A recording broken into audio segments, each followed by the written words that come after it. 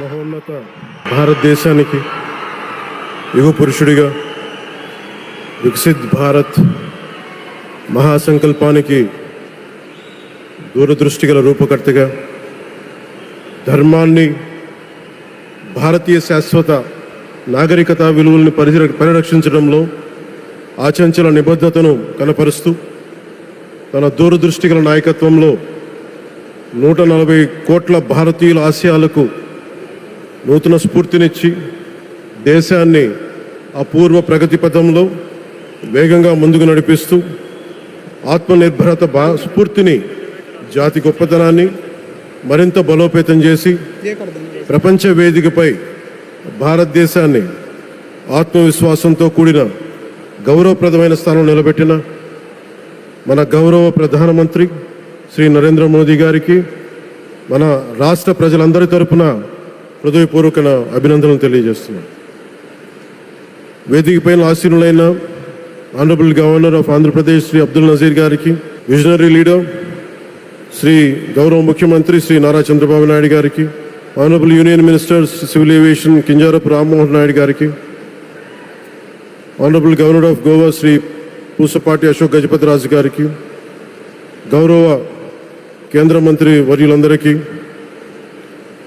సోదర సమానులు శ్రీ నారా లోకేష్ గారికి, ఈ కార్యక్రమానికి విచ్చేసిన గౌరవ మంత్రివర్యులు, పార్లమెంట్ సభ్యులు, శాసనమండలి సభ్యులు, శాసనసభ్యులు, విశిష్ట అతిథులు, ప్రజాప్రతినిధులు, ప్రభుత్వ అధికారులు, మీడియా మిత్రులకి అందరికీ, భారీ సంఖ్యలో విచ్చేసిన ప్రజలందరికీ, అలాగే ఈ వేడుకను వివిధ మాధ్యమాల ద్వారా వీక్షిస్తున్న ఆంధ్రప్రదేశ్ ప్రజలందరికీ, దేశ విదేశాల్లో ఉన్న భారతీయులందరికీ నా హృదయపూర్వక నమస్కారాలు తెలియజేస్తున్నాను. ఈ నేల బానిసగా ఉండదు, ఈ జాతి ఎవరికి తల వంచదని సవాల్ విసిరిన అసామాన్య విప్లవ వీరుడు అల్లూరి సీతారామరాజు గారు, ఆయన పేరు మన ఎయిర్పోర్ట్కి పెట్టడం చాలా చాలా స్ఫూర్తిదాయకం. As we dedicate this airport to the people, one thought comes to my mind. Alluri స్ఫూర్తి రెక్కలపై ప్రపంచాన్ని చేరే ఆంధ్రప్రదేశ్.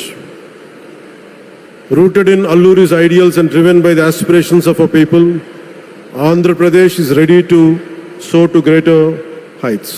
ఈరోజు మన గౌరవ ప్రధానమంత్రి నరేంద్ర మోదీ గారి చేతుల మీదుగా అల్లూరి సీతారామరాజు అంతర్జాతీయ విమానాశ్రయానికి, జాతికి దీనిని అంకితం చేయటం ఆంధ్రప్రదేశ్ అభివృద్ధి ప్రస్థానంలో ఒక నూతన అధ్యాయానికి నాంది పలుకుతుంది. మోదీ గారి నాయకత్వంలో ఈరోజు 17,435 కోట్ల విలువైన అభివృద్ధి కార్యక్రమాలు ప్రజలకి అంకితం కావడం, అలాగే national highway projects, energy infrastructure ప్రాజెక్టులో ప్రారంభోత్సవాలు, శంకుస్థాపనలు జరగడం మన రాష్ట్ర అభివృద్ధిలో చాలా కీలకమైన ఘట్టం. ఈ ప్రాజెక్ట్స్ కనెక్టివిటీని బలోపేతం చేయడం కాదు,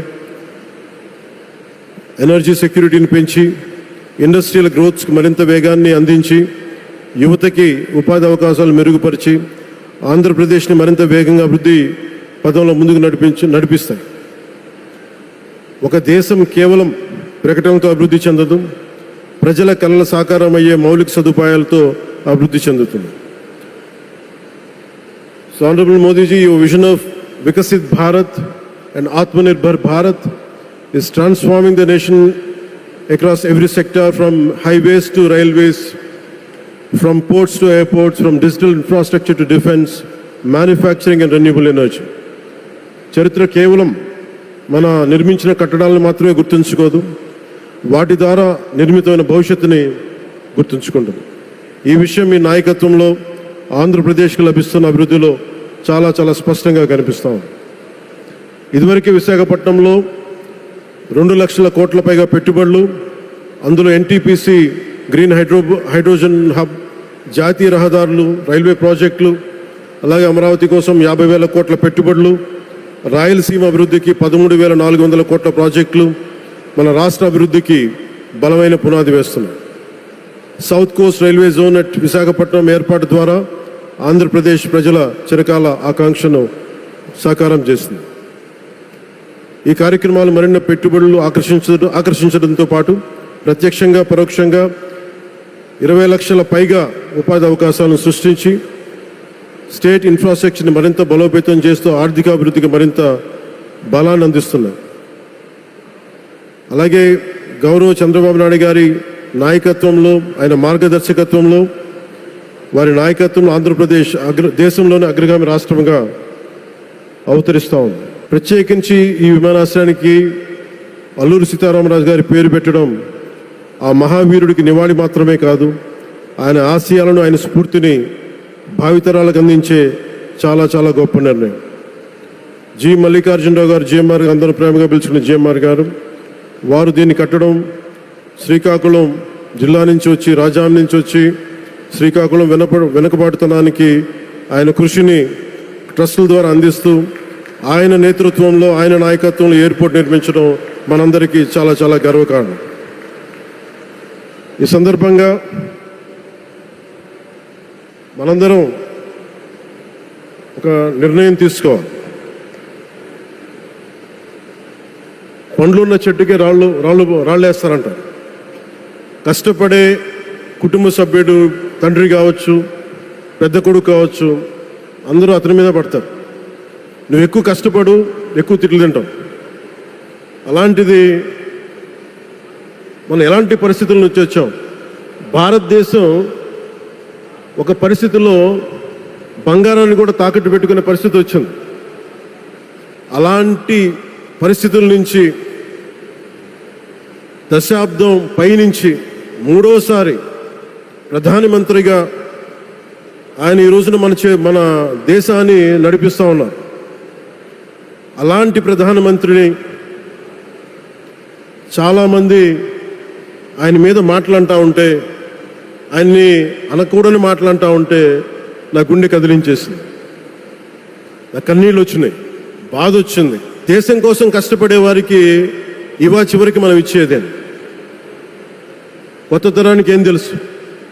ఆయన పడ్డ కష్టం. ఒక్క రోజు కూడా సెలవు తీసుకోలేదు మన ప్రధానమంత్రి గారు. ఈరోజు పెట్టుబడులు వస్తున్నాయి మనకి, ఒక్కరోజు కూడా సెలవు తీసుకోలేదు. శత్రు దేశాలు, మన అభివృద్ధికి ఈర్ష్యపడే పశ్చిమ దేశాలు, వీటన్నిటినీ తట్టుకొని ఒకవైపు విదేశాల్లో ఉండే శత్రువులతో పోరాడాలి, దేశాన్ని అభివృద్ధి పదంలో తీసుకెళ్దామంటే అంతర్గత శత్రువులతో పోరాడాలి. అలాంటి వ్యక్తికి మనం ఇవ్వగలిగేది కేవలం మేమున్నాం మీ వెంట, మీ మీద మాట పడితే అది మా మీద పడ్డట్టే, అదే మనం వారికి ఇవ్వాల్సింది. నిజంగా ఆయన జంతర్ మంత్రులు అన్ని మాట్లాడుతూ ఉంటే నేను ఈ రోజున ప్రధానమంత్రి గారికి ఒకటే ఇస్తున్నాను, మిమ్మల్ని కొట్టే నాయకుడు లేడు ఈ భారతదేశంలో, రాబోడు. కానీ మీరు పడ్డ శ్రమ, మీరు పడ్డ కష్టం ఎవరు తీసుకోలేరు. ఎన్ని బాధలు పడ్డా, ఎన్ని దెబ్బలు తిన్నా ఈరోజు మనం గర్వంగా చెప్పుకుంటున్నాం. మన ఉత్తరాంధ్రకి ఎయిర్పోర్ట్లు వచ్చినాయి, ఇన్ని లక్షల పెట్టుబడులు వచ్చింది ఆంధ్రప్రదేశ్కి. కానీ ఇవన్నీ తట్టుకొని చెయ్యాలి అంటే 144 కోట్ల తాలూకు ప్రజల ఆకాంక్షల్ని ఎంతోమంది వెనక్కి లాగుతున్నా, ఒకళ్ళు ముందుకు తీసుకెళ్లాలంటే ఎంతమంది తిడుతున్నా, విమర్శిస్తున్నా తీసుకెళ్తున్నారంటే ఒకే ఒక్క నాయకుడు ప్రధానమంత్రి శ్రీ నరేంద్ర మోదీ గారు. నేను ఎందుకు తపన పడ్డాను, నేను అలయన్స్ కోసం ఎందుకు తపన పడ్డాను, మీ నాయకత్వం మాకు కావాలి ఎందుకు తపన పడ్డానంటే, ఈరోజు ఎయిర్పోర్ట్ ఆపేశారు. ఒక చిన్నపాటి ఎర్ర బస్సు కూడా రాని చోట ఎయిర్పోర్ట్ అవసరం లేదన్న వ్యక్తులకి సమాధానం ఇదే. ఇన్ని వేల మందికి ఇన్ని వేల కోట్ల పెట్టుబడి వచ్చింది అంటే ఆశీస్సులు కావాలంటే, దేశం కోసం నిలబడే నాయకుడికి మన అండగా ఉంటే ఏం జరుగుద్ది అంటానికే ఈ భోగాపురం ఎయిర్పోర్ట్ ఈరోజు ప్రారంభోత్సవం నిలువెత్తు నిదర్శనం. ముఖ్యంగా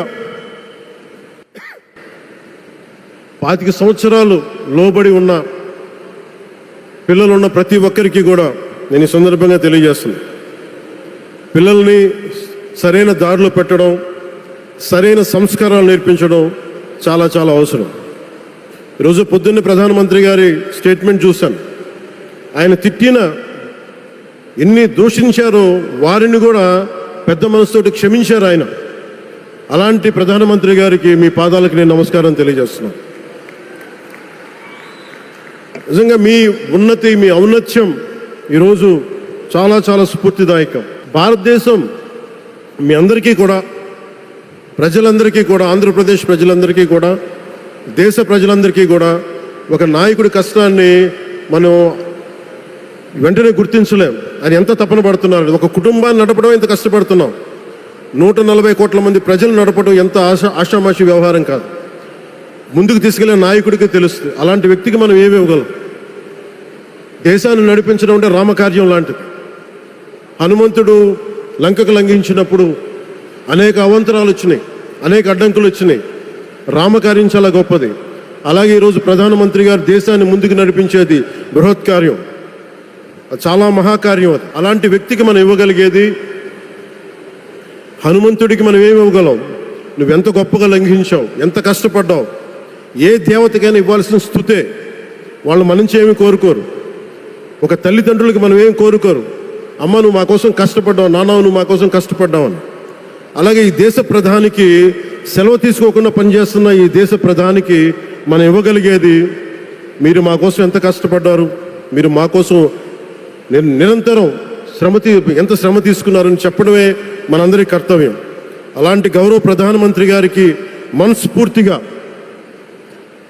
మీరు అనుకున్నంత కాలం అధికారం మీరు వద్దంటే వదలాలి, కానీ అధికారం మీ చేతుల్లోనే ఉంటుంది. దానికి మేమందరం నిరంతరం కృషి చేస్తామని తెలియజేసుకుంటూ, భారతమాత ముద్దుబిడ్డ మన ప్రధానమంత్రి నరేంద్ర మోదీ గారికి ధన్యవాదాలు తెలుపుకుంటూ, ఒక్కసారి ఆయనకి ఇవ్వగలిగేది భారత్ మాతకి జయజయలు చెప్పుకుంటూ సెలవు తీసుకున్నాను. భారత్ మాతాకి. గౌరవ ప్రధానమంత్రి గారికి మరోమారు ధన్యవాదాలు తెలుపుకుంటూ, మీ ఆశీస్సులు మా అందరికీ కావాలి, రాష్ట్రానికి కావాలని తెలియజేసుకుని సెలవు తీసుకున్నాను. జై భారత్ అండ్ జై హింద్.